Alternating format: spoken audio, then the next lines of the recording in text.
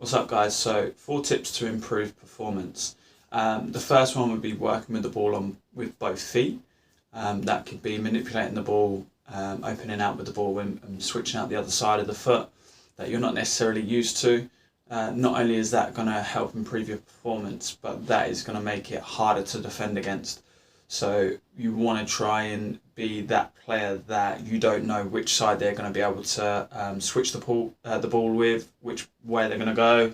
Can they use both sides? Can they manipulate the ball with both feet? So one thing would definitely be to improve on with the ball at both feet, so switching out, passing, controlling with both feet, because that will help improve your performance by making it harder to defend against for that opposing player. Whereas if you're someone who is so reliant on one foot, they know they can force you defensively on the other side, and then regains are going to be a bit more predictable that way because they're probably thinking you're going to shift it back onto your stronger foot that you're comfortable with using.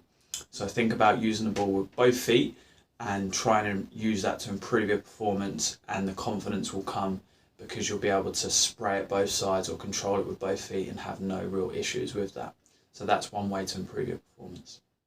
So tip number 2 would be setting smarter goals. And by setting smarter goals, it's just adjusting a short-term goal that's going to help you get towards that goal that you set. So for example, it might be I want to make 6 crosses into the box in this week's game coming up. So in training or preparation, I know, for example, I need to be higher up the pitch to get those 6 crosses into the box in open play, not necessarily from set pieces. So I need to get higher up the pitch. I know that my prep touch before I cross needs to be a good one. I know I maybe need to create space to receive the ball in areas where I can maybe touch and deliver, or touch, beat the player and deliver. But it's setting that 6 crosses as the target, as the short-term goal to work towards. And by doing that and setting that, it makes it easier for you to get feedback from that. And you may have only managed 5 that game. So then you would set the smart goal for the 6 the following game or the following week, whenever your fixture is. And it's then looking to progress or add upon that as well. So if you're still on 5, you're maybe thinking, okay, was I defensive minded that game? It didn't allow me to maintain 6 or to get to 6. Was my prep touch a little bit off? Did it go under my foot a couple of times? So just thinking about the areas which you can then improve upon, because it gives you feedback and why, or if you manage to hit that shorter term goal. And it's just working on those smarter goals, and it will help you throughout that process. Cool. So tip number 3 would be jars. I'm massively a fan of jars, and I think it's crucial and it's important. So jars, I've only got one here because these are everything that I've managed to do, and I'll talk upon that just now. So you'd write down those fears, the challenges, whatever it is for you. You'd write them down, put them in a jar, stick them in a jar, and then pick one out, almost again using that as your smarter goals. So sort of we're now advancing the smarter goals, if you like. You'd take one of the things out of the jar, you'd use that as your smarter goal or your challenge for the next week or the next game. And then, of course, if you manage to achieve that goal, or you get past that fear or whatever it is, your challenge, you would then get that piece of paper out, tick it off, and then put it in a separate jar. So imagine this is the second jar that's empty. And then over time, you'll have a jar like this with all of those challenges or fears.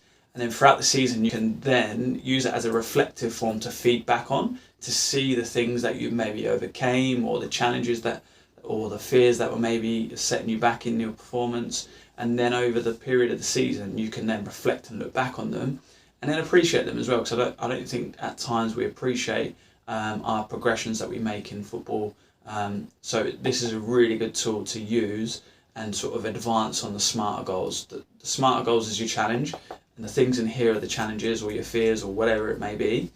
And then over time, you put it in a separate jar, and you'll have something like this, where over time you'll have all of the little nuggets that you want to work on, and then you can just reflect and use it as feedback. And then if you're low on confidence, boom, reflect on that jar as well. It's a really, really good tool.